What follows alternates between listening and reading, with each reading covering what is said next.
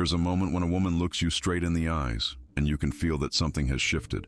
That exact second where her breathing subtly changes, where her body imperceptibly leans towards you, where her pupils dilate as if wanting to absorb more of your image. It's that instant where time seems to stand still, and the air between you becomes charged with an undeniable electricity. Most men completely misread this signal. They rush to be kinder, more attentive, more accommodating. They pile on the compliments, offer unasked for help, and show excessive interest that comes across as transparent. On the surface, they appear to be attentive gentlemen, but what they unconsciously communicate is a need for approval and a fear of rejection. And it's precisely at that moment that they lose all real possibility, because that look wasn't seeking your exaggerated kindness. It was seeking something much deeper that most men in the modern world have forgotten how to show. In the next few minutes, I'm going to reveal to you exactly what every woman secretly desires, but will never publicly admit. I'll show you why the good, accommodating man you were taught to be is systematically sabotaging your relationships. You'll learn the hidden psychology that makes incredible women leave perfect men for those who seem to have something monstrous beneath the surface. And most importantly, you'll learn the complete system to incorporate these qualities without becoming an asshole or losing your integrity. The uncomfortable truth is this: what attracts isn't what pleases. If this has already made you reflect, leave a like now and stick with me. Think of fire as a perfect metaphor. Most believe fire is only for warmth and comfort, but fire also cauterizes wounds, forges metal, transforms materials, and sets boundaries. A tamed bonfire offers comfort, but an uncontrollable blaze inspires respect and fascination from a distance. And it's precisely this duality of comfort and controlled danger that we're going to build into your personality today, step by step. Let me explain exactly what's happening in today's world and why men are more confused than ever. We're living in an era of contradictory messages. From a young age, we're taught to be kind, considerate, to put ourselves second, to prioritize others' feelings over our own. We're told that's what women want: a good, attentive man who listens and understands. And yes, those qualities are important, but they're only one side of the coin. And most men don't understand that they're exclusively showing that side without balance. The average man, when he meets a woman he's interested in, immediately adopts the role of emotional and physical provider. He's constantly available, responds to messages instantly, cancels plans with friends to see her, offers unasked for help, does excessive favors, and essentially builds his life around her from the outset. The visible result: initially she appreciates the attention, but gradually her interest wanes, replies become shorter, until eventually she's not ready for a relationship or needs time, only to appear 2 weeks later with someone completely different. Meanwhile, the strategic man maintains his center. He doesn't rearrange his life for someone new. He keeps his prior commitments, replies when he genuinely has time, and doesn't treat a new acquaintance as if she's already his absolute priority. The result? She invests more energy in getting his attention, values interactions more, and paradoxically, feels a deeper, more authentic connection. The consequences of this imbalance are devastating and cumulative. In the short term, you experience the pain of rejection and confusion. In the medium term, you develop a pattern. You initially attract but can't maintain interest, leading to a cycle of insecurity. And in the long term, the most tragic consequence: you become cynical. You start believing that all women are the same, or the problem is me, when in reality, you're just operating from a flawed script that no one bothered to correct. This fundamental error has much deeper roots than you imagine. It's not just a behavioral problem, it's a problem of psychological programming. We were conditioned from childhood with stories where the hero saves the princess and thus wins her love. Movies where the protagonist tirelessly persists until she realizes he's the one. An emotional education where we're taught that showing vulnerability means exposing all our insecurities immediately. It's as if we were given a map to navigate the ocean, but the map corresponds to a completely different territory. It's not that the map is bad, it simply doesn't match the reality of the female emotional landscape.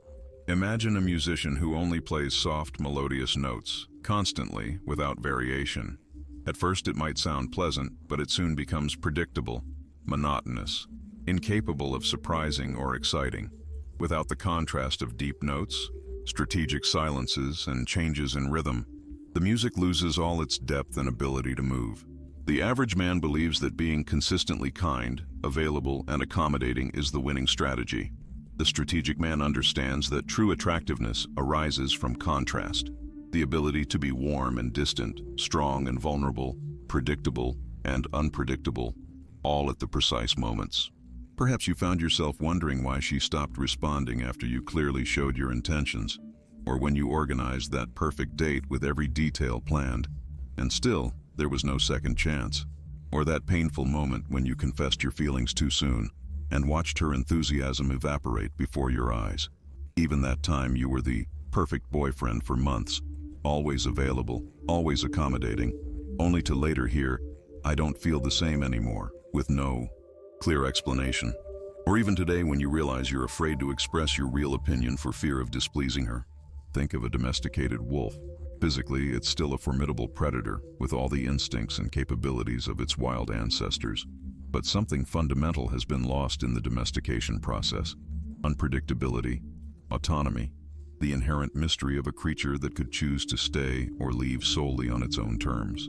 The man who only shows his domesticated, helpful, and accommodating side is unconsciously revealing that he no longer possesses the capacity to be wild when necessary, to set firm boundaries, to prioritize his own needs, to risk losing her by staying true to his principles. The truth no one tells you is this: what many women secretly desire isn't a destructive monster, but a man who contains something potentially dangerous that he chooses to keep under control.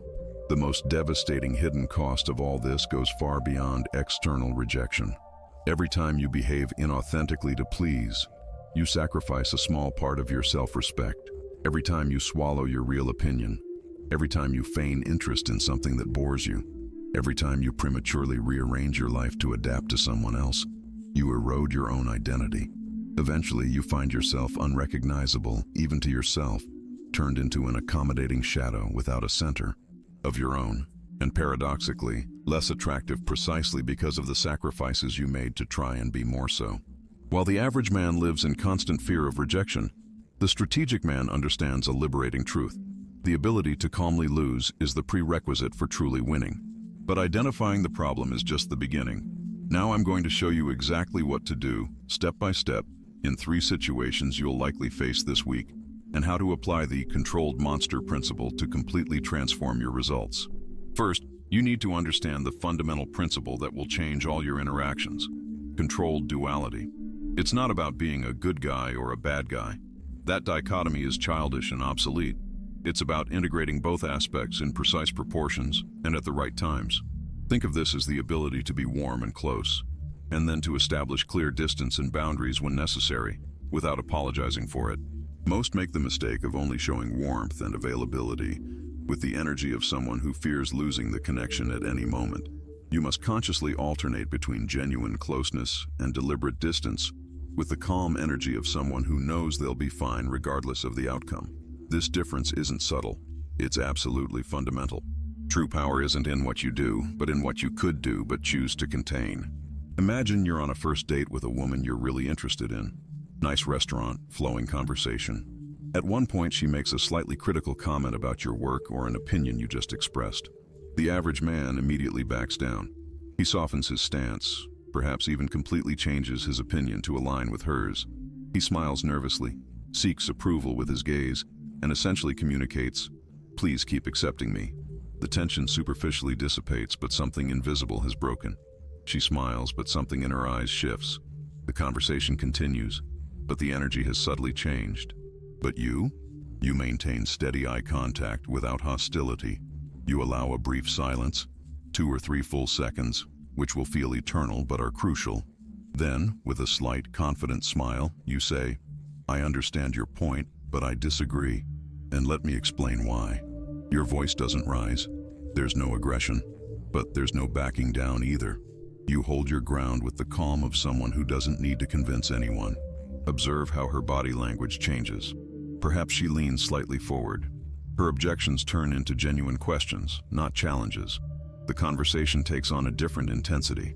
You've shown that you're not infinitely malleable, that there's a solid core within you that won't compromise simply to please. And paradoxically, this doesn't push her away. It draws her closer, because she's just caught a glimpse of the controlled monster within you, the ability to hold your ground without losing your composure.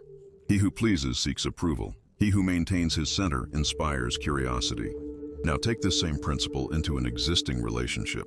She asks you to cancel plans with your friends to accompany her to a last-minute event that came up. The average man immediately cancels, even important plans. He wants to show that she's his priority. He tells his friends any excuse and shows up at the event smiling, pretending he didn't mind the change. But she knows it. Everyone knows it. He's demonstrated that he has no boundaries or prior commitments that are worth as much as pleasing her.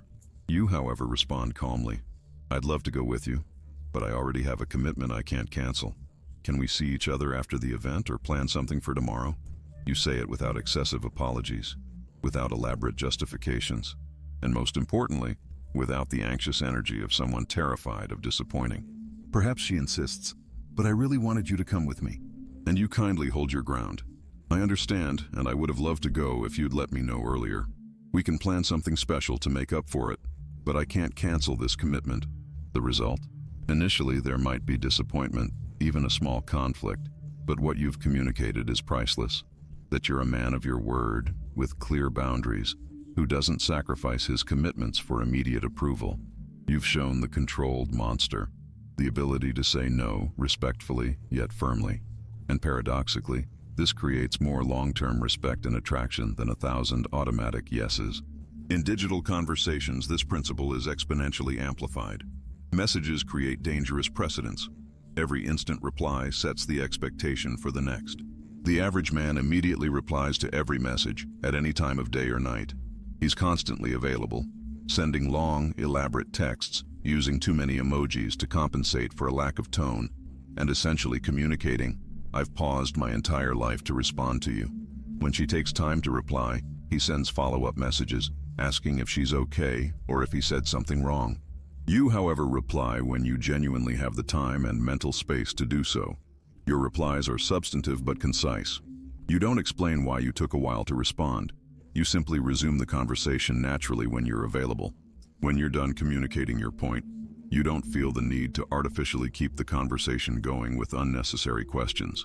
You demonstrate that you have a full life off-screen. If she asks, "Are you mad at me?" Because you didn't reply immediately, you simply answer, "Not at all, I was just busy. How was your day?" No defensiveness, no elaborate explanations. You've shown the digital-controlled monster the ability to not be constantly available without feeling guilty about it. Technology doesn't change basic human principles. What's easily obtained is valued less. But be careful. There are 3 critical mistakes you must avoid when implementing this.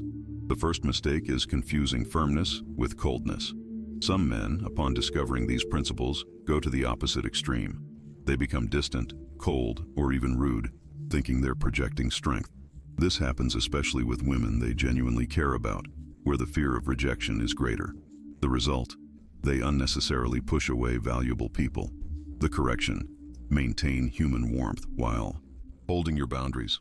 It's not warmth or firmness. It's warmth and firmness. The second mistake is inconsistency. Many apply these principles at first, but as soon as they feel reciprocity or interest, they abandon everything and revert to accommodating patterns. This creates emotional confusion and loss of respect. The woman wonders what happened to that centered, confident man she initially met. To avoid this, maintain your standards and boundaries, especially as the relationship progresses, not just at the beginning. The third mistake, the most subtle and dangerous: inauthentic acting. Some try to play a role instead of genuinely integrating these principles. They feel like imposters, artificially alternating between behaviors that don't reflect their true self. This is the most devastating mistake because it disconnects you from yourself. If you notice you're acting instead of being, return to your fundamental values and apply these principles from a place of authenticity. This works perfectly on the surface, but there's a deeper level you need to understand to truly transform not just your relationships, but your entire experience as a man in today's world. Now I'm going to reveal the counterintuitive truth that completely changes the game, and that few men truly grasp. Everyone believes that women are primarily attracted to a man's external power and status. You've been taught that you must project success, wealth, social dominance. The entire society operates on the assumption that these external markers are the primary determinants of male attractiveness.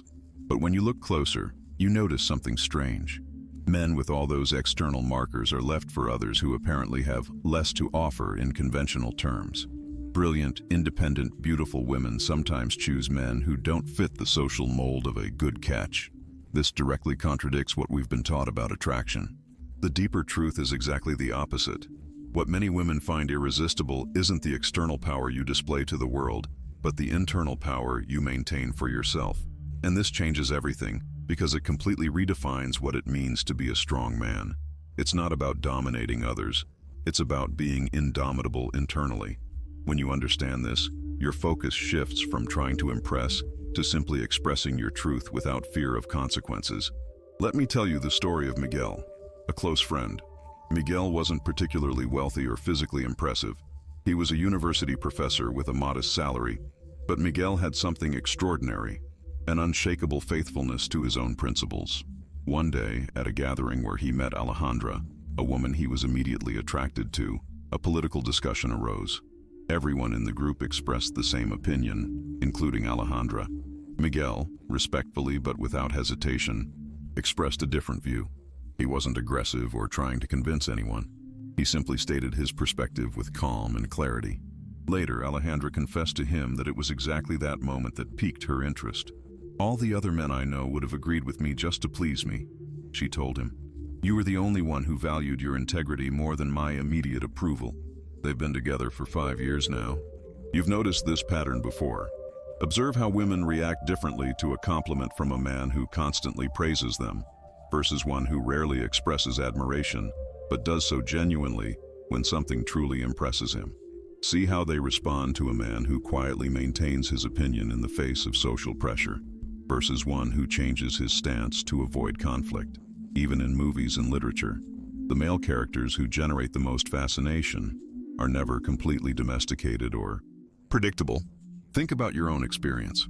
Do you remember an occasion where you respectfully said no, set a clear boundary, and noticed a subtle yet undeniable shift in how you were perceived? Or when you held your ground in an argument without getting agitated and felt a change in the dynamic? Why? Because in that moment, you exhibited the fundamental quality we're discussing, internal self-determination. The most powerful masculine paradox is this: your willingness to lose her is precisely what increases your chances of winning her. So, how do you truly internalize this? It's not simply about external techniques, but about a fundamental transformation in your relationship with yourself. You must move from seeking external validation to finding an unshakable internal center of gravity. Before, you thought you needed to impress to be valuable. Now you understand that your worth is intrinsic and independent of external validation. Before, you feared that expressing disagreement would mean rejection. Now you understand that the ability to risk rejection for your truth is precisely what creates deep respect. Before, you believed that being good meant constantly accommodating the needs of others. Now you recognize that being truly good requires the strength to set healthy boundaries. Once you've internalized this truth, you'll start noticing subtle but significant changes. You'll no longer feel that knot in your stomach before expressing an unpopular opinion. You won't experience that compulsive need to check your phone to see if she replied. You'll notice how people, not just potential partners, respond differently to your presence, with more attention, more respect, more genuine curiosity. Situations that once caused you social anxiety now become opportunities to express yourself authentically. And most importantly, the dynamics in your relationships will fundamentally shift from anxious pursuit to mutual connection between equals. A master of this principle doesn't need techniques. He lives it naturally. He doesn't have to consciously remind himself to maintain boundaries or express disagreement when necessary. His sense of self-worth is so solid that authenticity flows effortlessly. He doesn't fear losing connections because he knows that valuable connections can only be formed with his authentic self.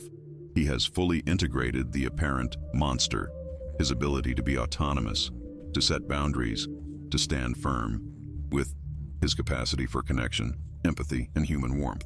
What many women find irresistible isn't polished perfection, but unapologetic, imperfect authenticity. Now that you deeply understand this, It's time to transform this understanding into a concrete system, a daily protocol you can implement immediately to make these principles second nature.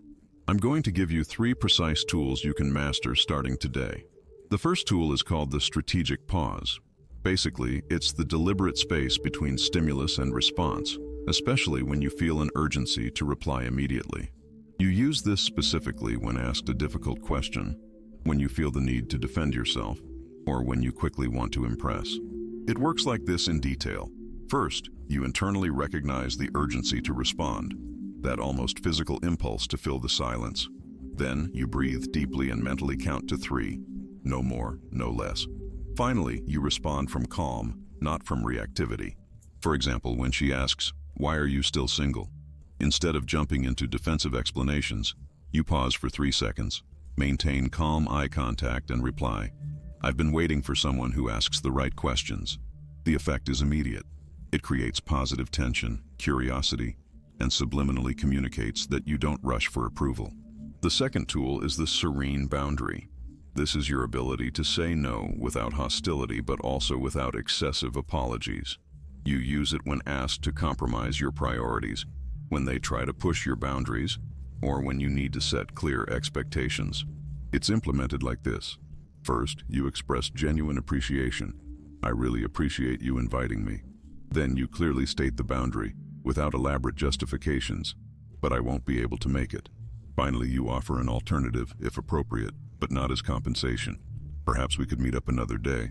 When she says, "You should cancel your plans to come with me," you respond with a kind but firm tone. "I really appreciate the invitation, but I have a prior commitment that I'm going to keep. We can plan something special for tomorrow if you'd like." No defensiveness, no unnecessary explanations, just calm clarity. The result is immediate respect, even if there's initial disappointment. The third tool is uncomfortable authenticity. It's your willingness to express personal truths that others would keep silent for fear of rejection.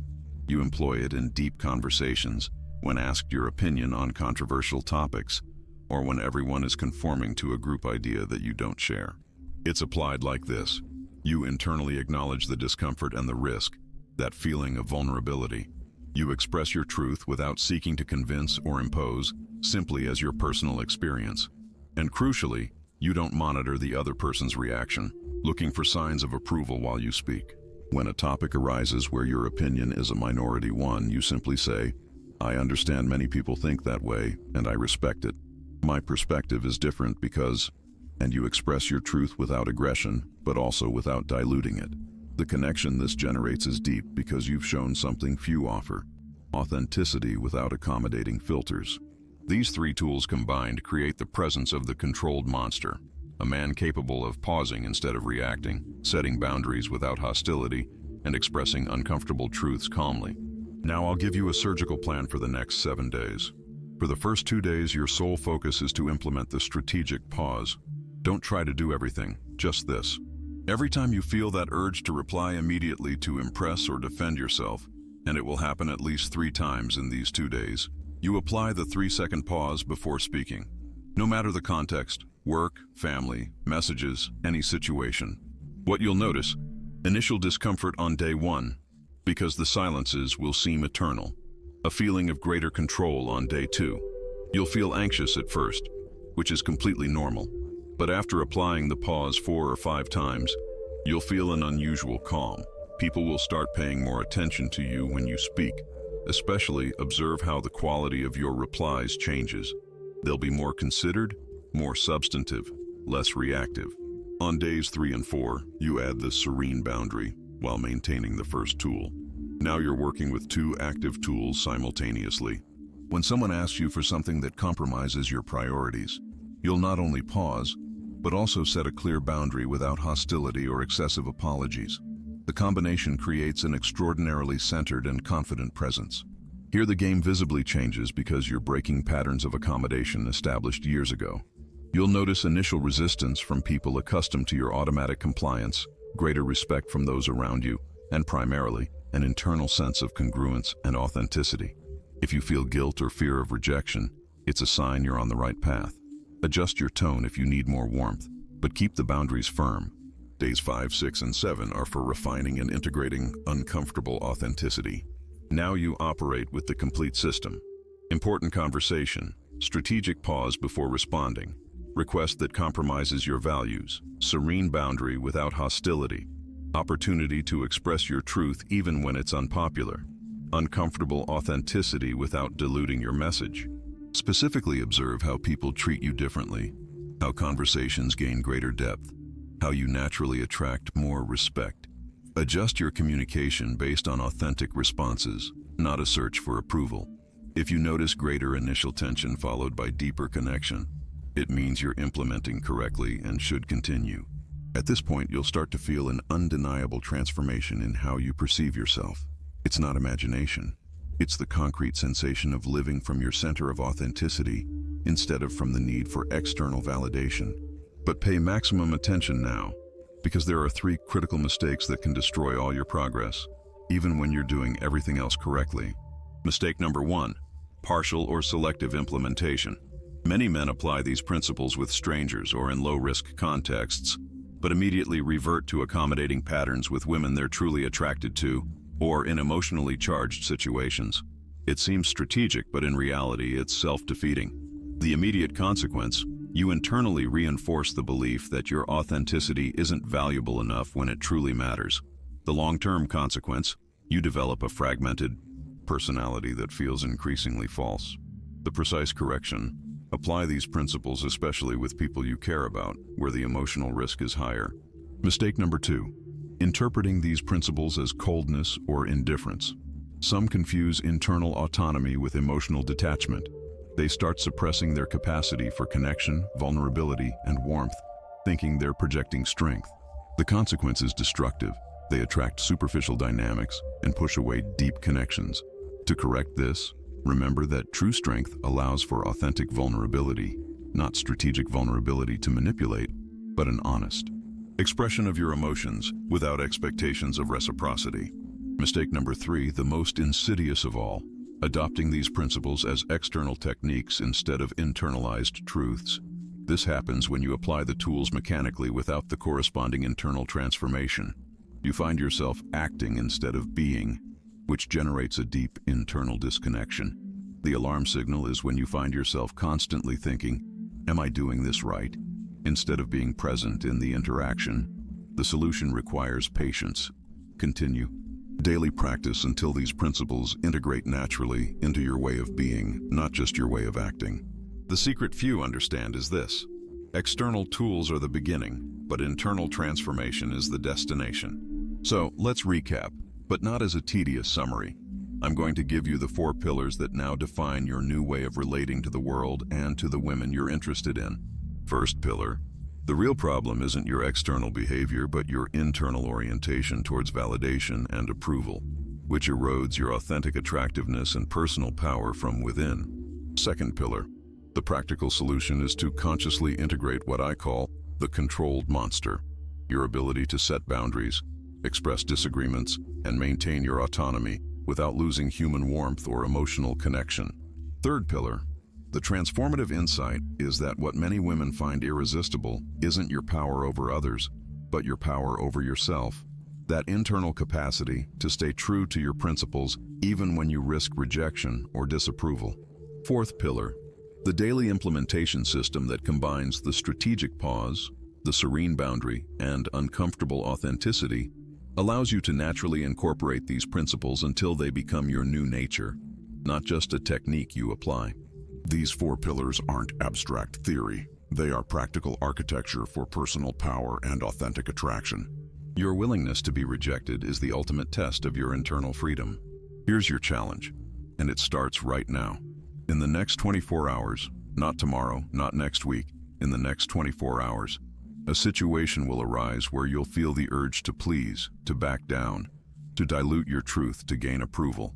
It could be at work in front of a superior, in a conversation with friends where everyone shares the same opinion, or especially with a woman you're romantically interested in. When it happens, and you'll know exactly when because you'll feel that familiar knot in your stomach, that urge to adapt, I want you to apply the full strategic pause, not a diluted version, the exact version I showed you. You don't need to announce what you're doing. You don't need to explain it. That's the beauty of it. Simply feel the urge to respond, take the full 3-second pause, and then express your truth calmly, without hostility, but also without diluting it. Because when you do this, 3 things will happen. You'll notice an immediate change in how you feel internally, centered instead of anxious. You'll observe a change in how the other person responds, with greater attention and interest. And you'll experience the transformative freedom that comes from acting from your center of authenticity instead of from your need for approval. This is your moment of truth, your chance to prove to yourself, not to me, not to others, to yourself, that this isn't abstract theory but a practical reality you can implement immediately. And after you do it, come back here and tell me specifically how the dynamic of that interaction changed. I want to know exactly what you noticed differently in yourself and in the response you received. And now, if you've really made it this far and haven't just skipped to the end looking for quick tips, comment exactly this, word for word. Power is in my boundaries, not in my pleasing. This isn't just a comment. It's identification. It's a code between us. It shows that you haven't just consumed 28 minutes of content, but that you've truly absorbed the core message, that you're not part of the majority who consume and forget. You are part of the indomitable, men who have decided to reclaim their internal power and authenticity. This is our password, our shared protocol. I'll read every comment, and I'll know exactly who understood the message and who just skimmed the video looking for superficial techniques. Comment now. And since you've made it to the very end, there's something I intentionally haven't mentioned. In the next video, I'll show you the complementary system to this one, how to activate vulnerable magnetism that directly connects with what we've covered today, but from an angle that will completely transform how women you're truly interested in perceive you. It involves a recently discovered psychological principle that explains why some seemingly ordinary men generate immediate fascination while others with all the right qualities go completely unnoticed. But that's a topic for our next meeting. I won't say more now because it would spoil the full revelation. Subscribe now and turn on notifications. The next video comes out in exactly 7 days. Remember the fire I mentioned at the beginning? Now you fully understand the metaphor. It's not simply about controlled warmth. It's about the fundamental duality of being both a light that illuminates and a fire that sets boundaries. You no longer need to choose between being good or being strong. You've integrated both aspects into a complete and authentic presence. And when you manifest that totality without apology, without dilution, the world responds not with rejection, but with deep respect and genuine attraction based on who you truly are, not who you pretend to be. True freedom begins where your fear of rejection ends. Now go and show the world who you truly are.